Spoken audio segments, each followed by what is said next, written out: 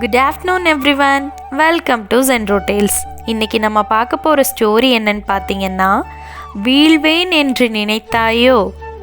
பேரம் பேசி வாங்கி வந்த 1 கிலோ தக்காளியில் 1-2 அழுகி போக, வேண்டாம் என்று அதை பழக்கடையில் வீசி எறிய 10 நாட்களுக்கு பிறகு எதேச்சையாக அந்த பக்கம் போன போது பச்சை பசேலென முளைத்த குருத்து கண்களில் பட, இது என்ன பெரிதாக தளிர்த்து விட போகிறது என்று நான் நகர்ந்துவிட, அழுகிய தக்காளியில் இருந்த விழுந்த விதைகளும் மண்ணிலிருந்த ஈரத்தன்மை இவை இரண்டும் சங்கமிக்க, அந்த நிகழ்விற்கு வானம் அவ்வப்போது மழையாய் நீர் இறைக்க, விழுந்த நீரின் வேகம் தாளாமல் மேலெழுந்த மண்புழுக்கள் குறுக்கும் நெடுக்குமாக நகர்ந்து அதற்கு பிராணம் கொடுக்க, கதிரவன் ஒளி சேர்க்க, 2 மாதம் கழித்து அந்த செடியில் பூத்து காய்த்த தக்காளி என் கண்களை உறுத்த, அவை கனிவதற்குள் பறித்து வந்து கூடையில் அடுக்கிவிட்டேன்.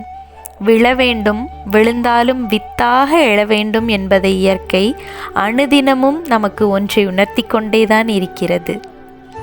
முயன்றால் முடியும் என்று.